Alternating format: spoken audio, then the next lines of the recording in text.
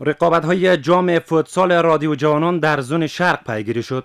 در سومین دور رقابت‌های فوتسال که از سوی یکی از رادیوهای خصوصی راه اندازی شده است، این بار فوتسال بازان ولایت‌های زون شرق با هم بخت آزمایی کردند.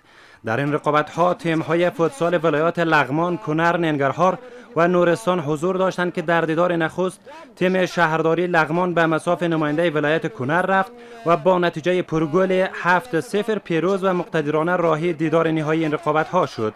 این مسابقات به خاطر اتحاد جوانان، به خاطر دور داشتن جوانان از مواد مخدر خیلی ضرور است و مفید است. بسیار یک بازی فراخ، بسیار یک شفافیت، همدلی، هم برادری.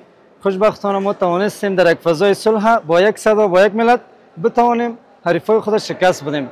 در بازی دوم فوتسال بازان ولایت‌های ننگرهار و نورستان به میدان رفتند که در نتیجه فوتسال بازان ننگرهار توانست با نتیجه 5-2 از صد نماینده نورستان بگذرد و راهی دیدار نهایی مسابقات شود.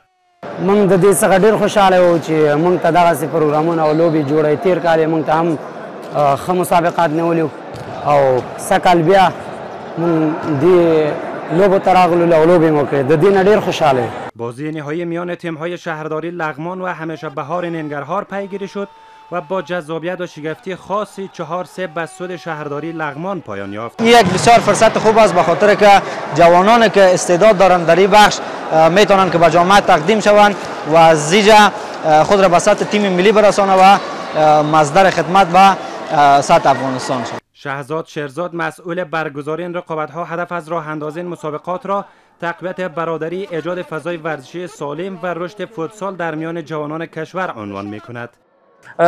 قرار است که این رقابت‌ها میان 34 ولایت افغانستان برگزار شود و در 8 زون افغانستان رقابت‌ها برگزار میشه. این بازی‌ها با هماهنگی کمیته فوتسال و فدراسیون فوتبال افغانستان برگزار میشه. دور سوم رقابت‌ها است که برگزار میشه. این رقابت‌ها که میان تیم‌های فوتسال 8 زون کشور برگزار می‌گردد، قرار است در بازی‌های بعدی ولایت‌های زون غرب کشور به میزبانی ولایت هرات با هم رقابت کنند.